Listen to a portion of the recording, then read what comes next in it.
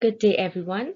My name is Nisha Sahade Ramkisoon, registered nurse and MSN student at Grand Canyon University. I am also a member of the PI committee at Silvercrest Nursing Facility. Today, I will be presenting a new and promising initiative known as SBAR Communication. The need for change. Many of us at Silvercrest are aware of the adverse effects hospital transfers have on the facility's revenue, reimbursements, and overall patient prognosis in terms of interrupted care and rehabilitation.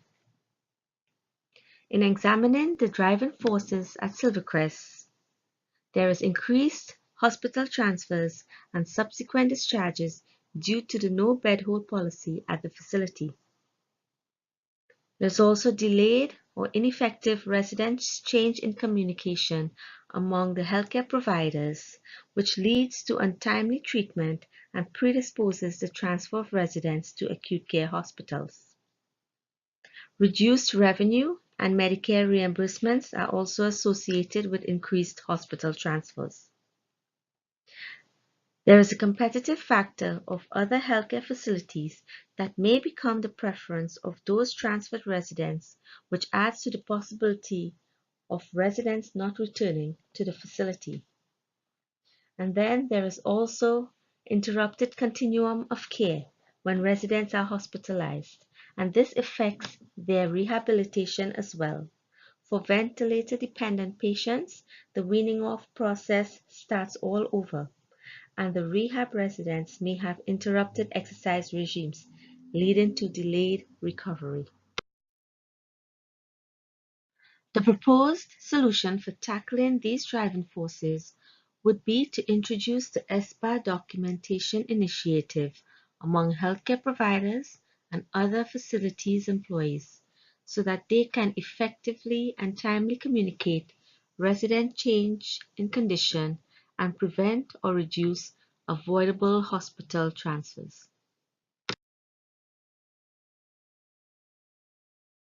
The mission of Silvercrest as giving quality to life. This statement correlates with the strategic goal, which is to reduce avoidable hospitalizations by communicating residents' change in condition through SBAR documentation. The SBAR initiative will significantly influence the quality of patient care for the facility's residents by facilitating timely assessment and holistic care.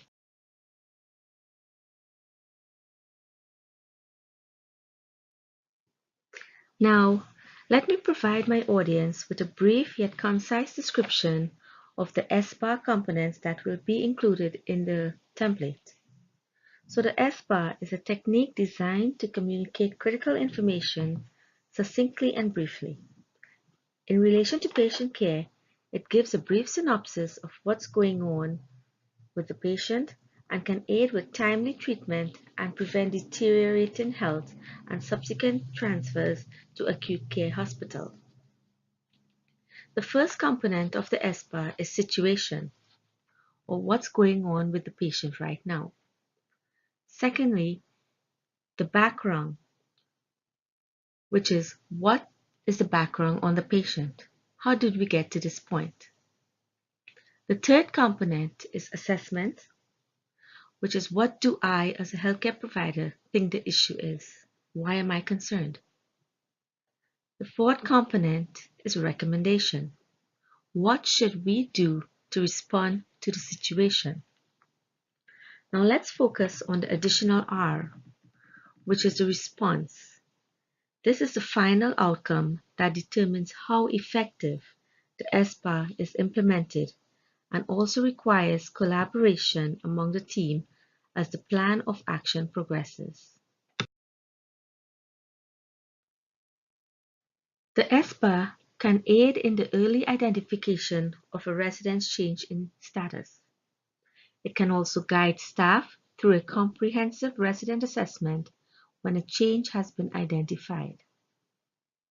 The SBAR can improve documentation around residents' change in condition.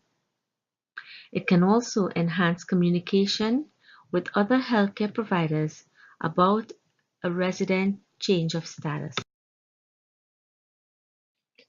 This chart highlights statistics on the successful outcome of SBAR reporting of residents changing condition at New York Hospital.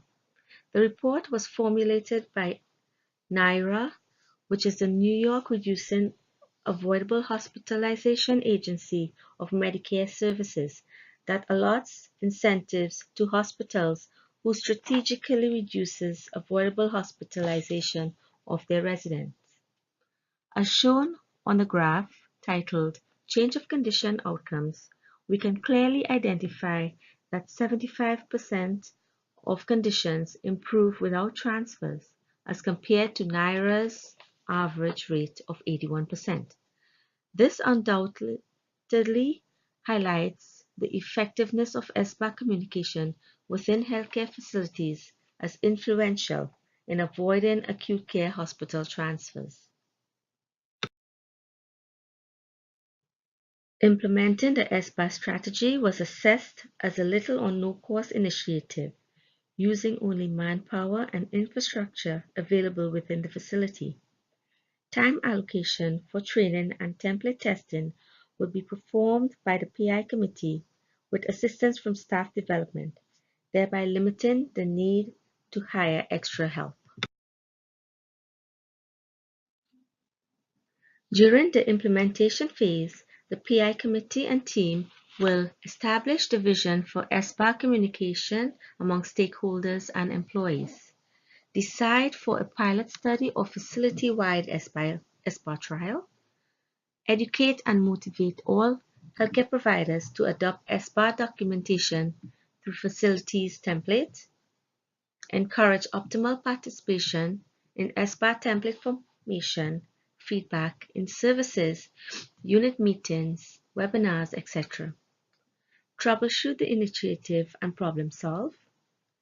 Communicate throughout facility and provide progress feedback to stakeholders. And measure success periodically. Evaluating the SBAR initiative is critical to determine success at goal accomplishment and template effectiveness. Therefore, periodic SBAR audits can determine how well the initiative is performing in terms of reducing avoidable hospitalization of the facility's residents. Interviewing the healthcare providers and other unit employees can give a good synopsis of how well the initiative is accepted and can also determine the presence of resistance. Problem-solving ideas are usually presented during such interviews. Similar to New York Hospital, quarterly hospital transfers and discharges review can give an account of the effectiveness of SBAR reporting of residents changing conditions and transfer rates.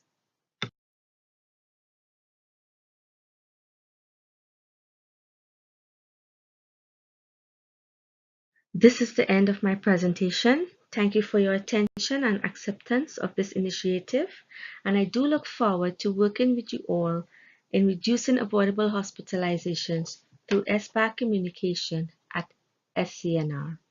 Any questions?